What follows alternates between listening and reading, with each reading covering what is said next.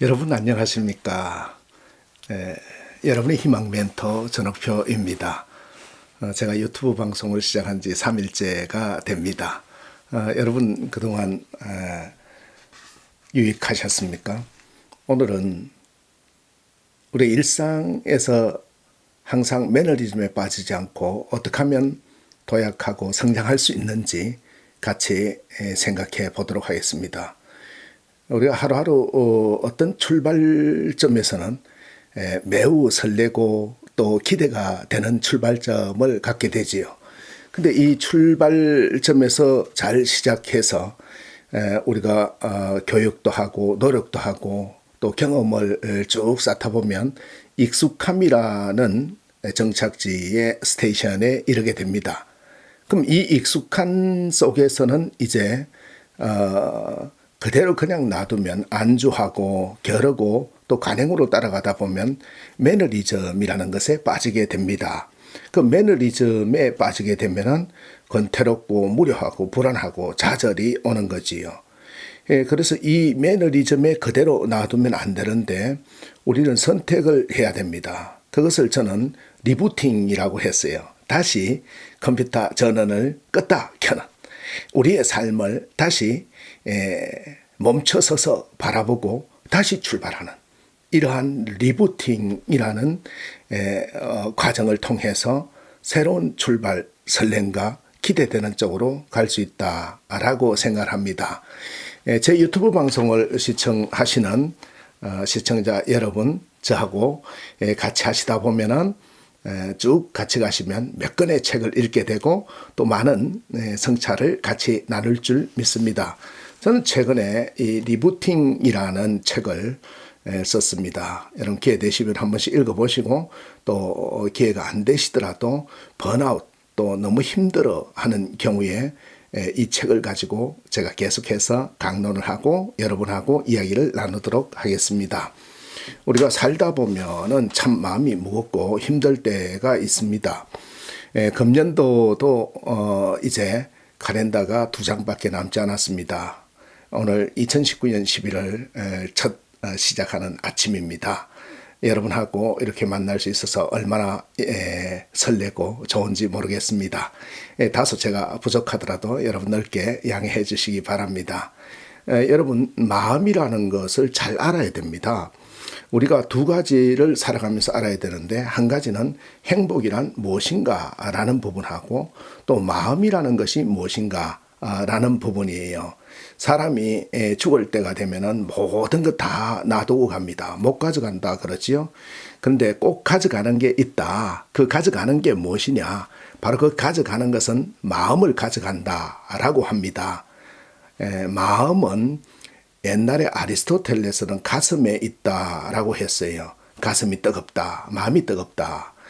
그런데 의학이 발달되면서 히포크라스부터는 마음은 가슴에 있는 것이 아니라 뇌에 있다, 머리에 있다라고 하는 것이죠.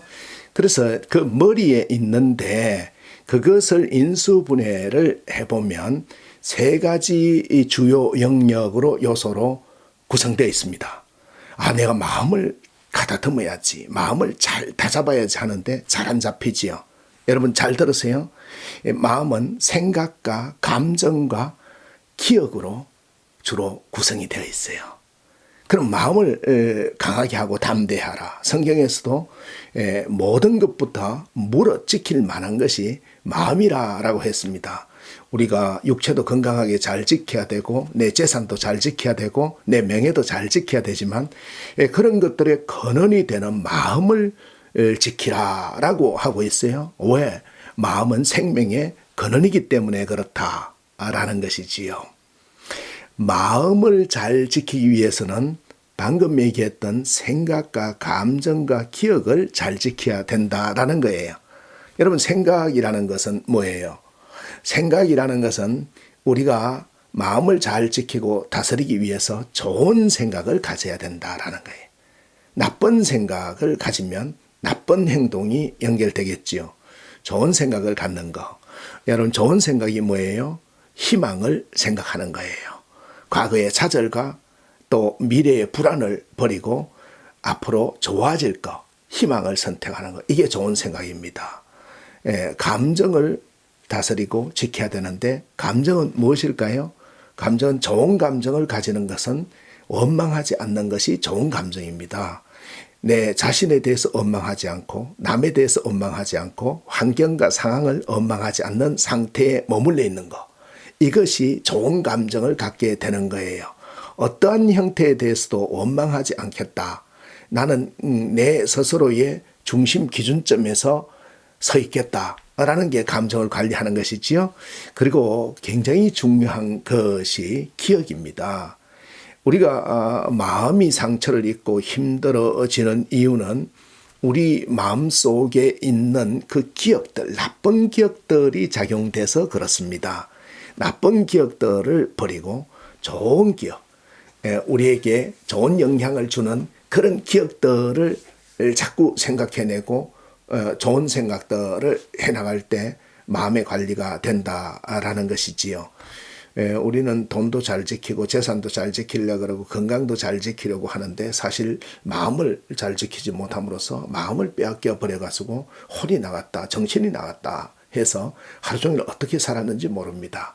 하얀 백지 같은 오늘 아무도 사용해 보지 않은 하루를 주신 그분에게 감사하면서 우리의 생각을 지켜나가야 된다라고 하는 것이지요.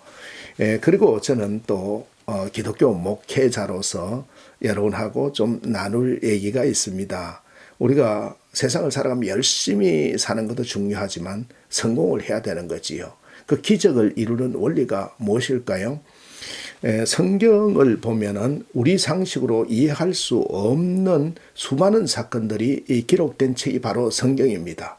이성적이고 합리적인 눈으로는 도저히 해결할 수 없는 것들이 많이 일어나지요.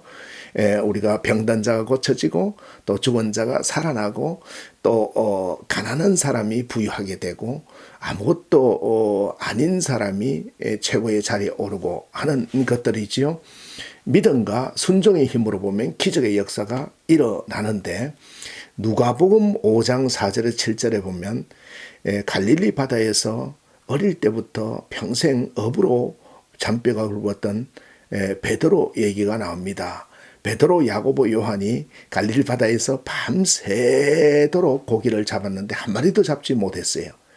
그래서 툴툴 털고 이제 배를 정리하는데 그때에 예수님이 오셔서 낮에 가장 잘 잡히지 않을 그때에 깊은 데로 가서 그물을 내리라 라고 해서 우리가 봐서는 저분은 목수의 아들이고 전혀 바다에 대해서 알지 못하는데 저분 얘기를 들어야 될까라고 의심한 것이 아니라 그들이 최고의 바다의 전문가였지만은 예수님의 말씀을 듣고 깊은 데로 가서 그물을 내렸더니 너무 많이 잡아서 들어 올릴 수가 없게 되었다라는 것이지요.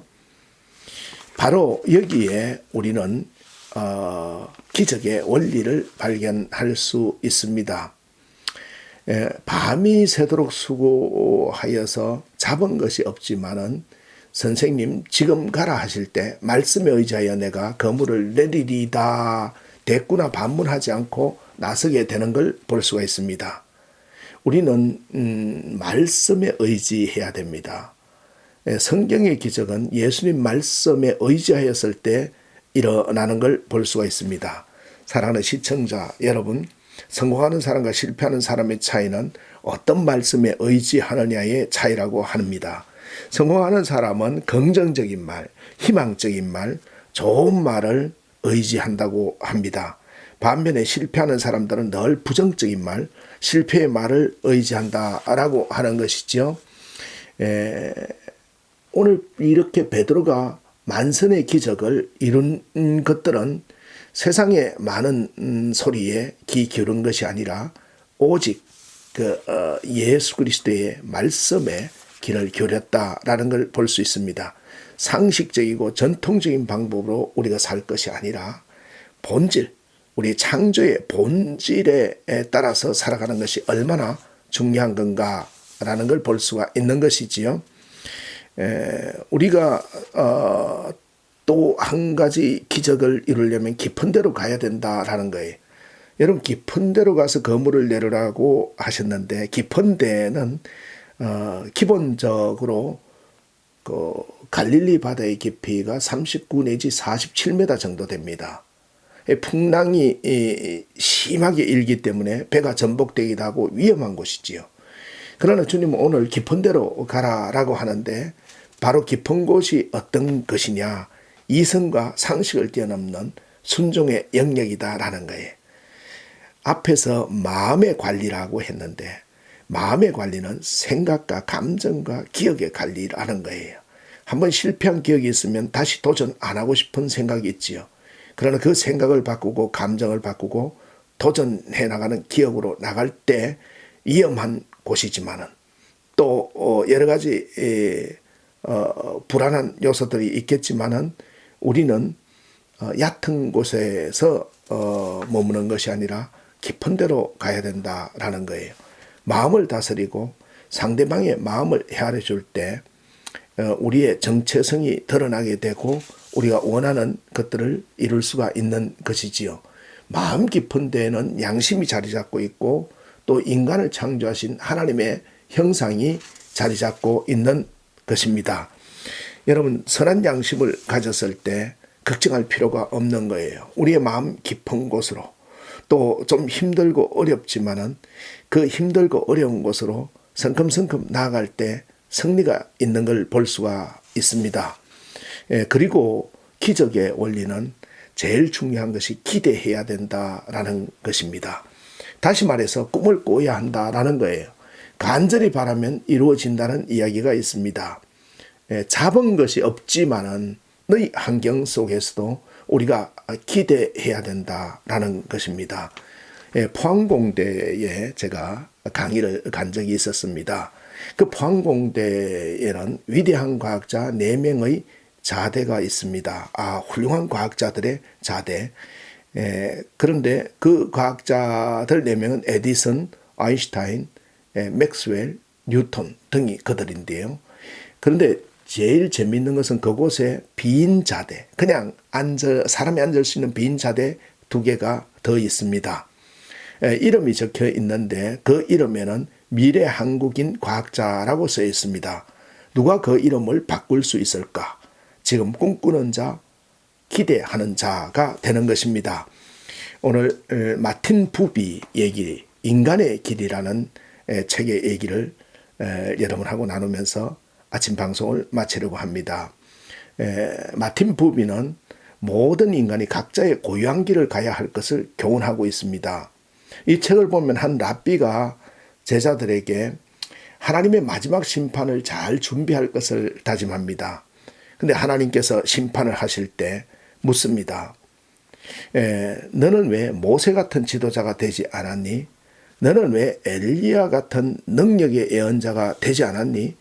너는 왜 다윗 같은 성군이 되지 않았니? 이렇게 하나님은 심판 때 질문하지 않으신다라는 거예요. 우리가 여러분 이거 굉장히 중요하게 깨우쳐야 되는 거예요.